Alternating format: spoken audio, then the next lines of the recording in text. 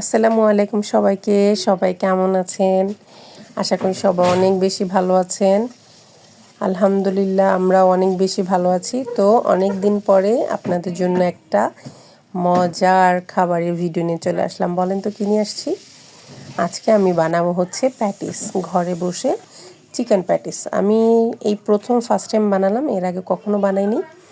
প্রথমত হচ্ছে আমরা রেগুলার প্রসেসেই মুরগিটাকে ভালো করে কষে নেব। যা মশলা দেওয়া, শুধু অ্যাড করব হচ্ছে টক টমেটো সস। আপনার কাছে যদি না থাকে আপনারা স্কিপ করতে পারেন, কোনো সমস্যা নেই। তো ছোট ছোট করে মাংস পিসগুলোকে কেটে দেবেন যাতে করে খুব দ্রুত হয়। আর আমি হচ্ছে হাড় ছাড়া শুধু মাংসগুলোকে ইউজ করেছি। তারপরে হচ্ছে আমি আটাটাকে প্রথমেই কাই করে সামান্য একটু তেল চিনি দিয়ে ভালো করে একটা খামির তৈরি করে উপরে একটু তেল দিয়ে রেখে দিয়েছিলাম। দেন হচ্ছে আমি এটাকে পরোটা রুটি বানিয়ে নিচ্ছি। তো আপনি এই রুটি বানানোর সময় কর্নফ্লাওয়ারটা দিয়ে বানাবেন, হচ্ছে আটাটা ইউজ করবেন না। আর এই হচ্ছে আমি কর্নফ্লাওয়ার আর তেলের একটা ডো বানিয়ে নিয়েছিলাম, মিক্স করে নিয়েছিলাম লিকুইড।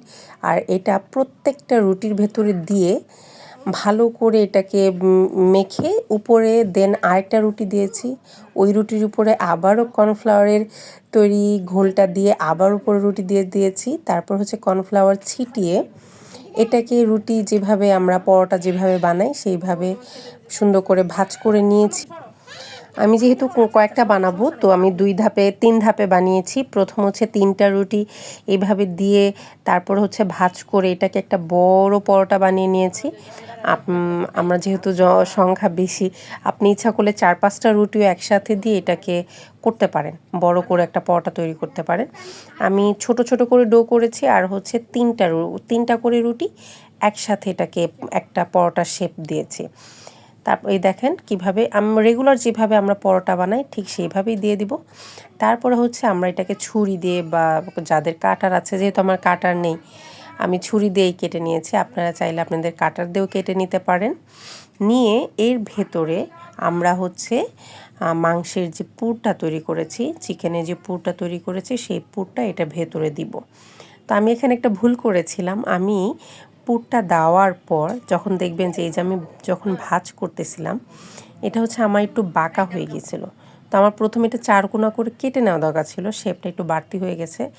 যাই হোক, তার মধ্যে আরেকটা ভুল করেছে, আমি এটা লাগানোর জন্য যেমন হাত দিয়ে চাপ দিয়ে লাগাচ্ছিলাম। আপনারা একটু মাঝখান থেকে লাগাবেন, একদম সমান করে কিনার করে লাগাবেন না।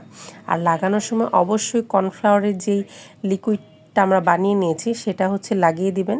আমি এটা প্রথম বানিয়েছিলাম তো আমার ভুল হয়ে গিয়েছিল, তো পরবর্তীতে আমি সবগুলোতে দিয়েছি। তো দেখেন যেটা হচ্ছে ওটাতে দিতে ভুলে গেছি, ওইটা একটু মাংসটা দেখা যাচ্ছিল। তো আপনারা যখন ওই কর্নফ্লাওয়ার আর তেলের তৈরি মিশ্রণটা চারপাশে দিয়ে সিল করবেন তখন আর ভেতরে মাংসটা দেখা যাবে না। কিন্তু যাই হোক, আলহামদুলিল্লাহ অনেক ভালো হয়েছিল। দেখতেই পাচ্ছেন কালার সবসময় লো আছে ভাজবেন, এটা লো আছে ভাজলে হবে কি এটা অনেক বেশি ক্রিস্পি হবে আর কালারটা অনেক সুন্দর আসবে। তো আমার এটা অনেক বেশি ক্রিস্পি হয়েছিল, আমি প্রথমবার বানিয়েছিলাম, ওই হিসাবে অনেক বেশি ভালো হয়েছিল। সবাই খেয়ে অনেক প্রশংসা করেছে। তো আপনারা এভাবে ঘরে অবশ্যই চেষ্টা করবেন আর আমাকে অবশ্যই কমেন্ট করে জানাবেন কেমন